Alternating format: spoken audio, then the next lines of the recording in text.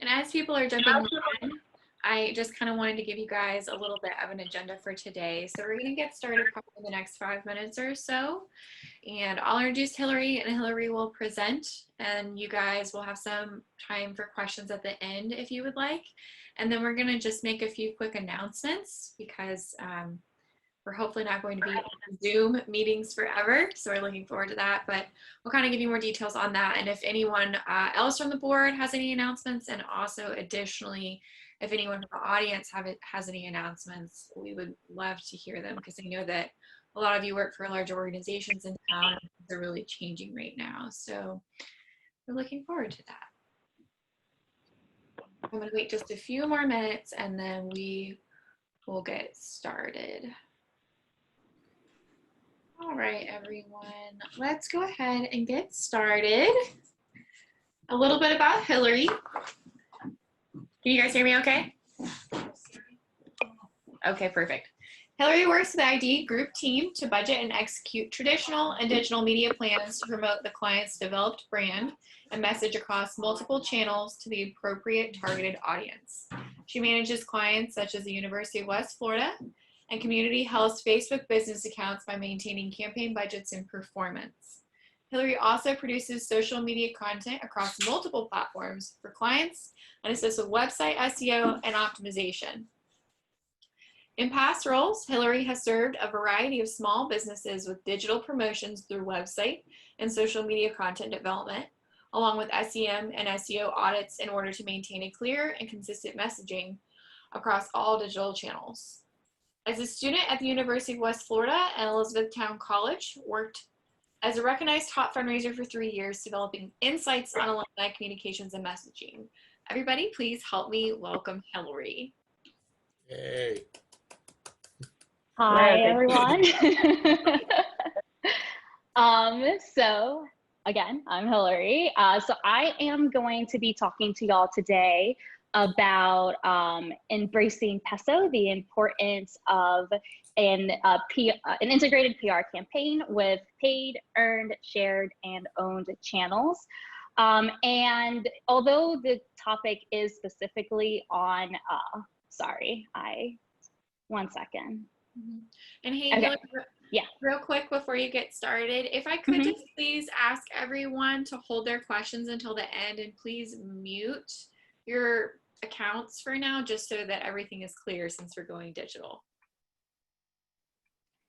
All right. So before I get started talking about PESO, as an ID grouper, I do have to mention and talk about branding from the core, just because we here believe that you could have a really great communication plan, but unless your brand and your organization has a strong foundational brand to really carry out that message, people are going to find holes, and the inconsistency will really end up failing you in the long run. So here at IDgroup, we believe in the branding ecosystem. So this involves the identity, which is who mostly a business leader, who they see their organization as, the vision, where they hope to be. The culture is made up of the employees, management, and how everyone works together, not just within the business, but also with customers. And then image, and that is the customers or clients' perception of you. We believe that once all of these are aligned, that you'll have a good, the customer will end up having a good experience, that they can meet expectations, and that will eventually end up being your reputation. Now, this graph here is just to kind of better illustrate how the alignment would work. So if you fall into the vicious cycle of not having your vision, image, and culture aligned together, then again, most things will fall apart and you really won't have a sustainable brand and sustainable foundation. So when we reach periods like we are in currently right now in times of crisis, that your brand will more likely be to survive if you already have a strong foundation prepared for that.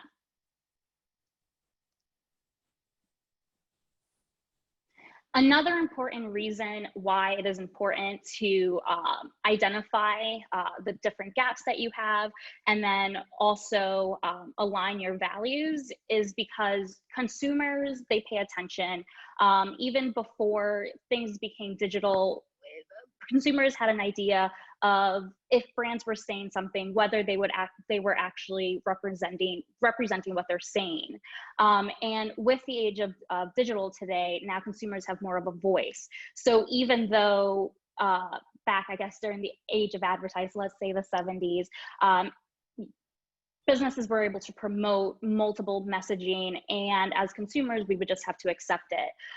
With the digital age now, we are able to see not only what the brand is saying, but what consumers are saying about the brand.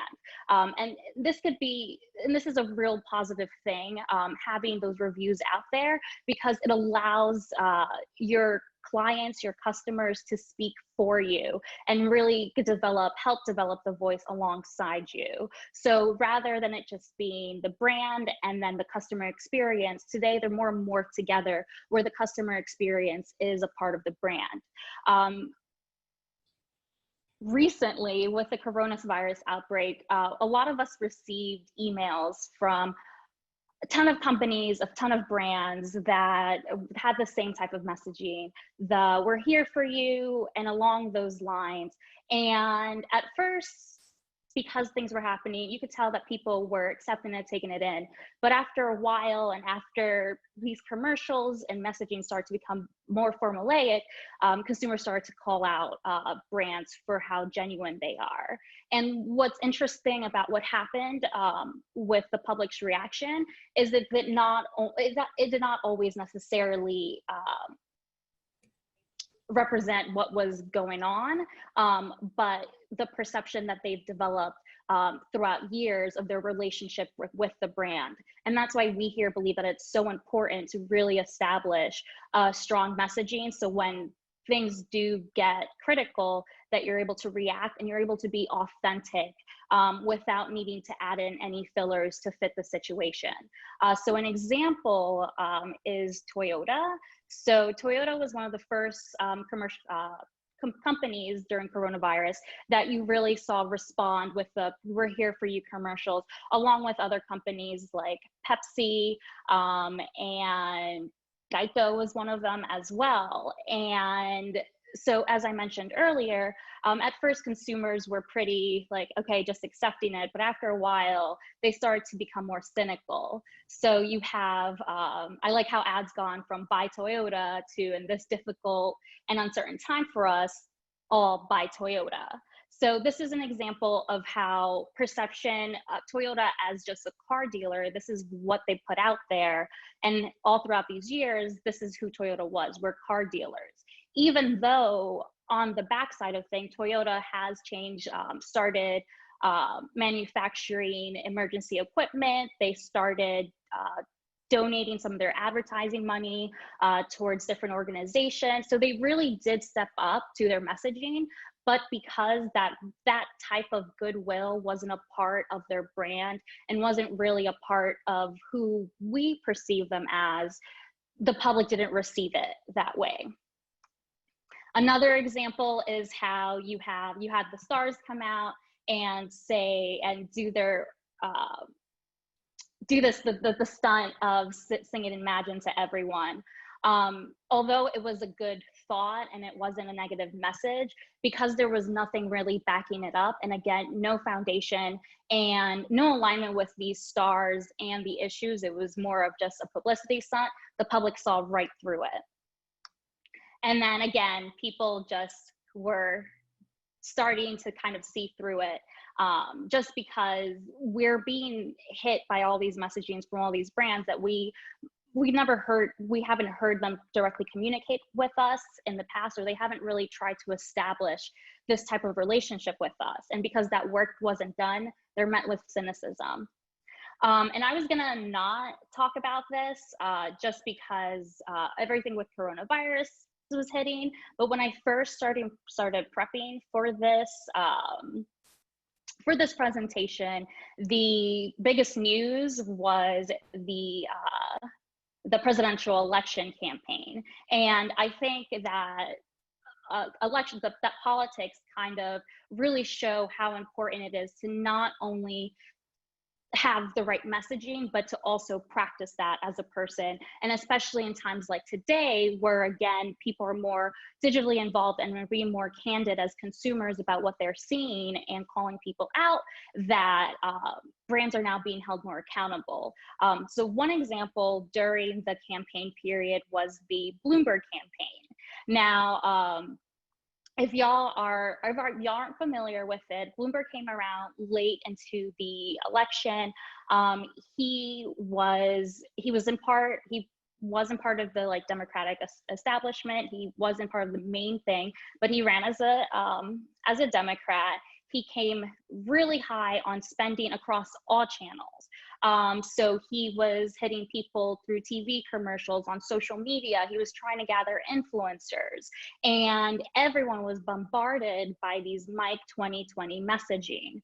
Now, I am familiar with Bloomberg because I'm from New York, so I was living there while he was mayor. So I do already have an established relationship with him and his brand, but that's different when you're on a national stage. So people didn't really know who he was, and they were overwhelmed, bombarded by the messaging. And no matter how good the messaging was, what Mayor Bloomberg has done in his past, it didn't matter because there was, again, no alignment and no foundation there. And right away, his campaign turned into a meme.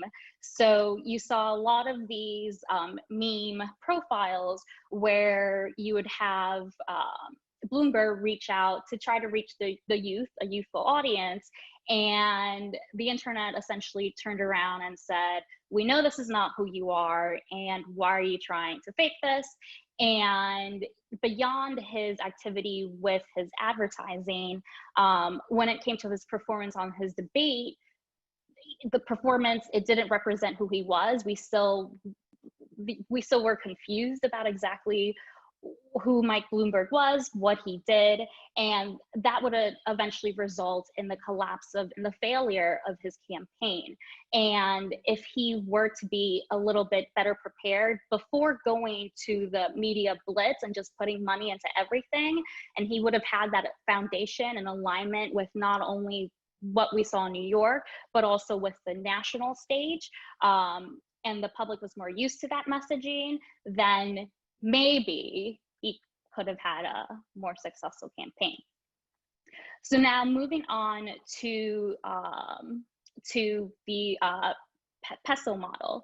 So what PESO is, it is a communications model developed by Jeannie Dietrich in 2014. So she used this as a communications guide to help people make it through the rapidly changing digital era. So the purpose of this model is to not only bring awareness to the audience you're trying to reach, but also generate qualified fields. And the PESO model fits great with IDgroup's alignment theory because you need to have your messaging align across multiple platforms in order to get it out, not just for like a week or so, but make sure that that content becomes timeless and is able to last throughout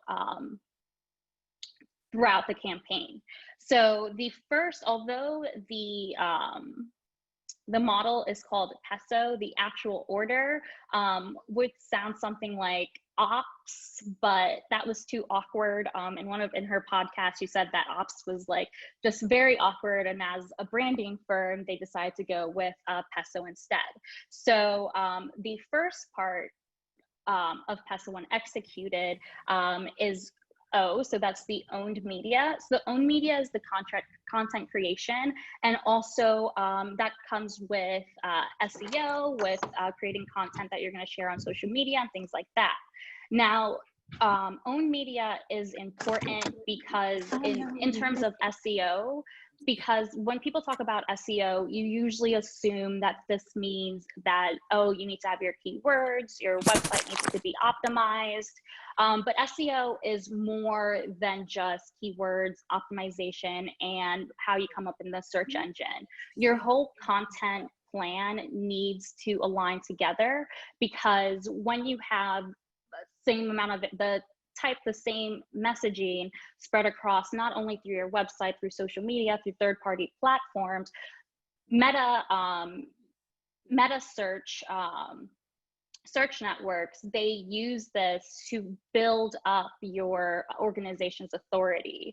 So the most important thing to remember when it comes to owned media is consistency. So you want to make sure to have the same message across every single paid, owned, shared, earned, everything. The messaging needs to be the same. So you make sure that no one gets lost, that they're getting the correct information, and also that your information is given authority by not only the search engines, but also the people who are consuming the information.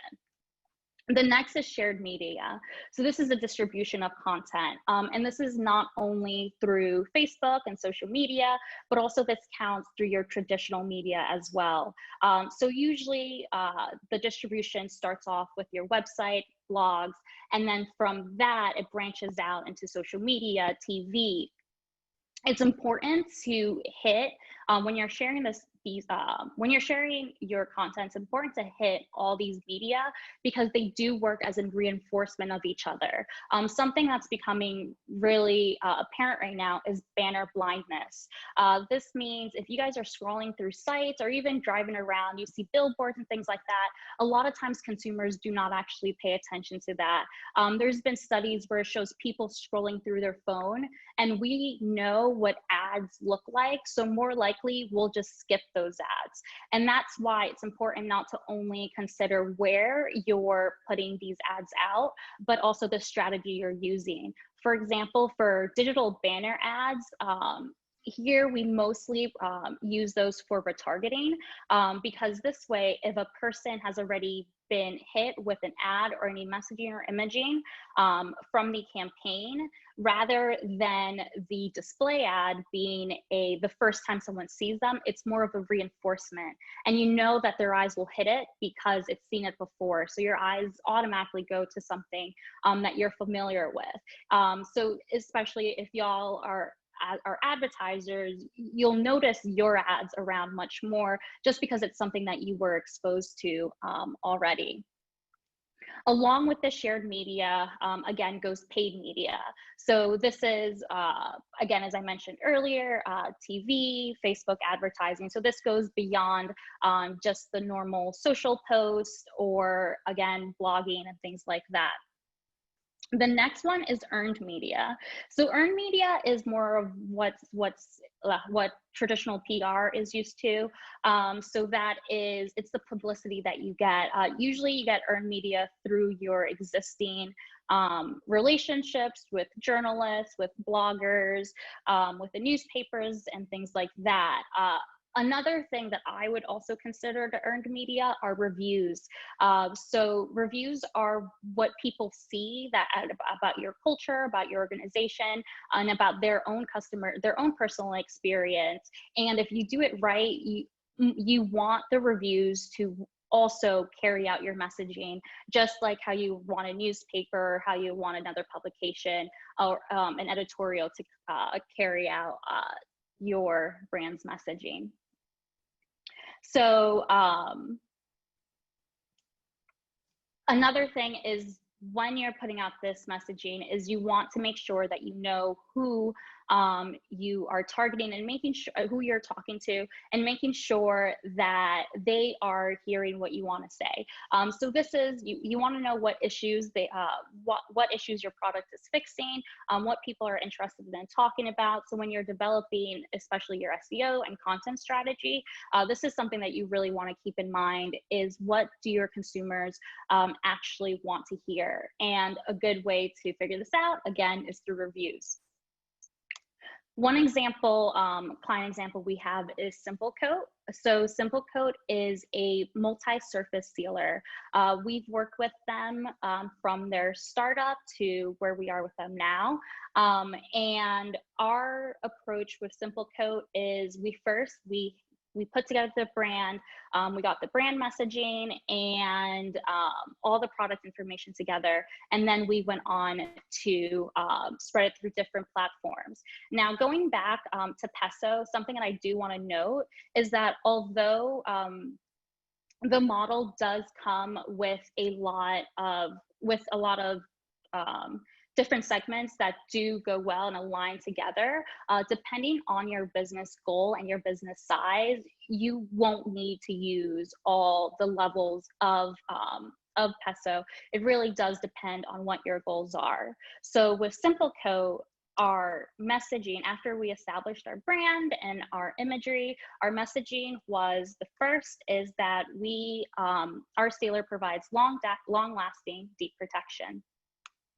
The next, it's safe and non-toxic, and no odors, harsh chemicals. It's easy to use, and we use quality ingredients, and we give your surfaces a higher level protection. And once again, we enhance the color and textures of your surfaces as well. We put out the same messaging throughout all of the digital platforms we have. So this client in particular, we work with their digital side of things. So we made sure that the messaging was aligned, not only with the brand, but also with the product throughout all our platforms. So here we have, the first one was our website. Here is our Amazon page, our organic social post, our Instagram page, and our ads. And if you dig deeper into Simple Coat, you'll see our blogs as well. Make sure to address each one of these features of the product.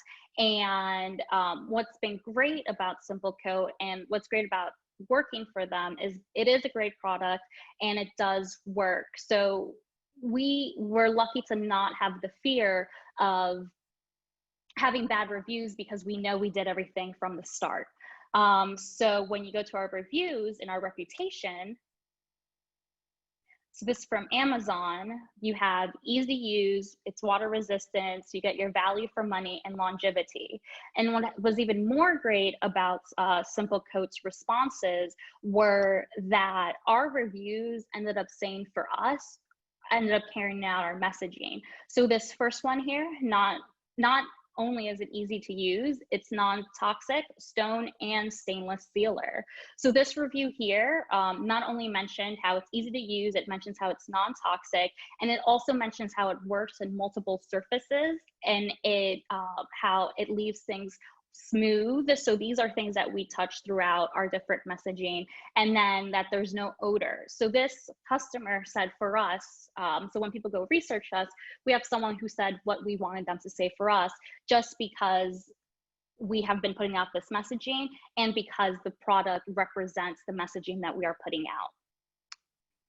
And then another one, it's effective multi-surface sealing. So my favorite thing about this review is a little bit goes a long way, because that is something that we have promoted throughout our social posts, our blogs. That's something that you'll find as a little bit goes a long way. So it's great to see it, a customer react and say the same things. And again, pretty much be our mouthpiece for the public, adding that extra value of not only shared media, but also promoting our existing owned media. And sorry, I did not mean to exit out. And that is the presentation. Do y'all have any questions?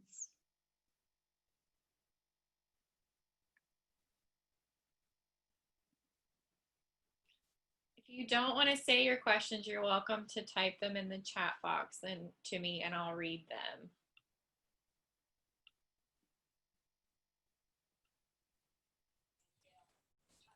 Oh, I'll go. Hillary, who came up with the PESO template? I noticed down at the bottom of the screen it says copyright spin sucks.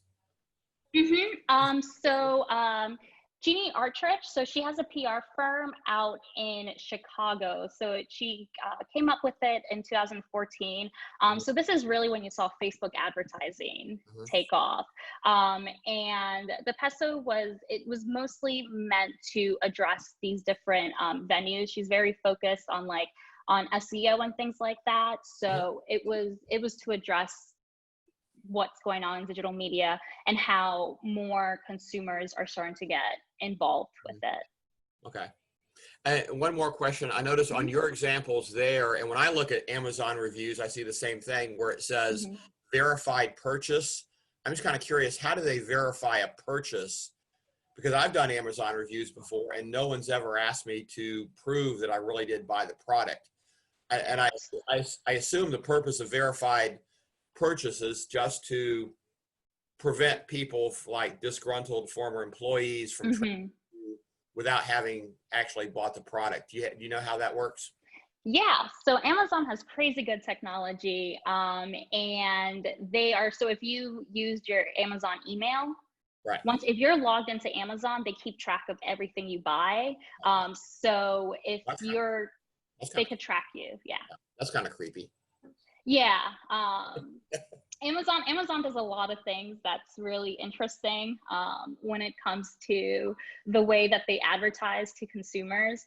This is something that I recently found out, that I think it's a public service announcement. Are y'all familiar with how at the bottom, when you're about to purchase something, it says these items might go good with this and this?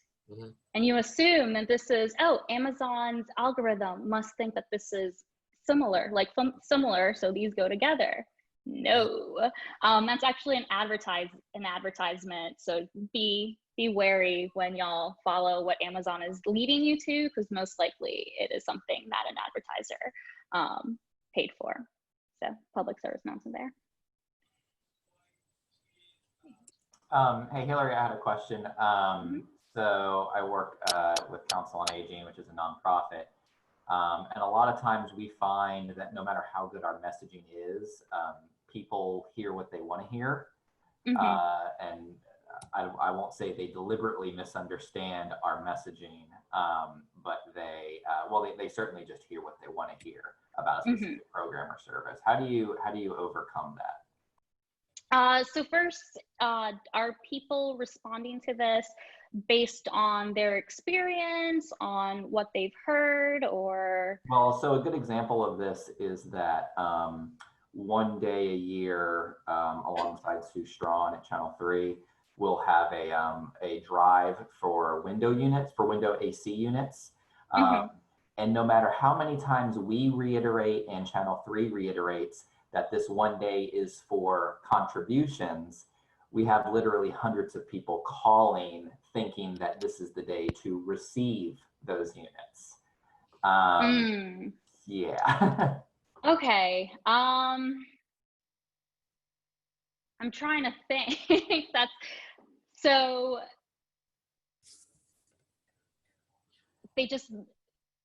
I'm assuming they just don't read what they're. That's the easiest understanding I have. So I would be, since this seems like this happens, you mentioned it's happened almost every year, I would get ahead of that, and before you even start the program, make it very, very clear that this is just a period where we're accepting donations for that. And do you guys have a set date for when people do start receiving the units? Yeah, we do. It's usually about a week afterwards. So I would put I would just make the answer, put it out there and say we're collecting contributions during this and this period, and then we'll be giving out the AC units during this and this period. So it's just to kind of get ahead of the people who will be asking those questions. Thank you.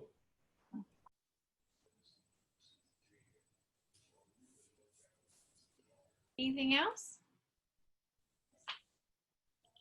All right, well, give a small golf clap in your office for Hillary. Thank you so much for joining us today.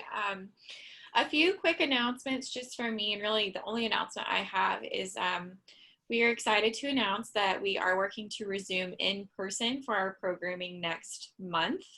Obviously with CDC guidelines in mind, and also to making sure that your health and safety is our first priority. So we're just monitoring things, and if anything were to change, we will update you on that. And on that, next month, we are looking to have a crisis response panel for you. So, you know, 2020 has been a ginormous crisis, one after the other. So we will have more details out about that, hopefully within the next week. We're just working to finalize our panel members. Does anybody have any questions regarding that, just while I'm here? Do you have a venue yet? Yes. But we're making sure that it can accommodate everyone. So there may be some changes. Okay. Anything else on that? Okay. And then I just want to offer this time too, is there anyone else from the board that has announcements? I do. Some of y'all who get our emails probably already know this, so you can not listen to me for the next few seconds. But we're excited to announce our 2020-2021 Board of Directors slate. President will be Josh Newby. President-elect and VP of Membership, Brandy Gomez. Secretary, Casey Lagarde. VP of Finance, Sarah Whitfield. VP of Image, Lindsay Steck. VP of Professional Development, Cam Johnson. VP of Networking, Megan Chapman. VP of Communications, Kristen O'Brien. VP of Digital Media, Brittany Sherwood. VP of Accreditation, Kathy Bowers. At large will be Kimberly Blair. Past President Kim Stephenson. And our VP of Sponsorship and Fundraising position is currently open. We haven't filled that yet, and we're still going to keep looking for some people. But at our July chapter meeting, we will have a chance for everyone to nominate from the floor if you think you know someone that would be great in one of these positions, and then we will have an official vote. And if you don't agree with us, you can just get out. So that's how that works. But I'm just kidding. If you don't agree with us, that's when you would bring up concerns about anybody on our board. And once we have the official vote in July, we'll install the new board in August. Great. Thank you, Sarah. Kim, do you have anything to add? Yeah, absolutely. We are so excited. I'm so excited. Courtney Clark, who many of us have heard present at FPRA State a couple years ago. She came here to Pensacola and presented for FPRA Pensacola as well as for the Junior League. And she has a whole new training program on adaptive thinking, sort of a development from her earlier trainings that she did on Detour. Anyway, I asked if she would give us a sort of a freebie mini class, like a 30-minute class. And luckily she loves Pensacola so much that she said yes. And so we're going to do it as a Zoom sort of a happy hour style. So we'll start, we'll lock in the times here soon, but we'll basically kind of start a few minutes early so we can network, and then we'll hand it off to her. She will actually be creating the Zoom link and getting it to us. She'll then do the training for about a half hour, and then we can all just chit chat, ask questions for a little bit after that. And that will be the evening of July 23rd.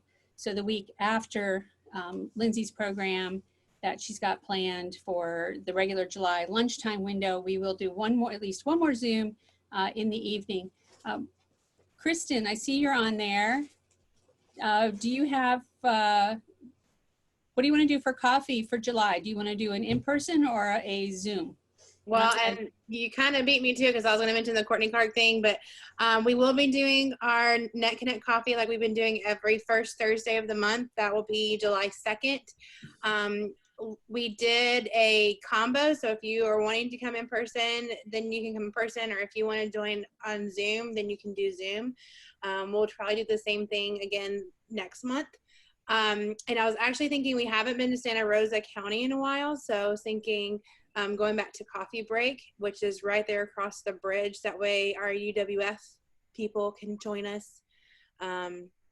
So yeah. Anything else from the board?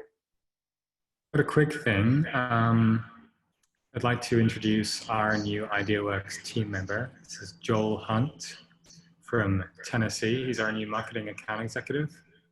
So Joel, do you want to say hello? Hello, everybody. Hi, Joel. Hi, Joel. Welcome to Pensacola. Yeah, so you'll be seeing more of Joel. We're going to be getting him set up with FPRA.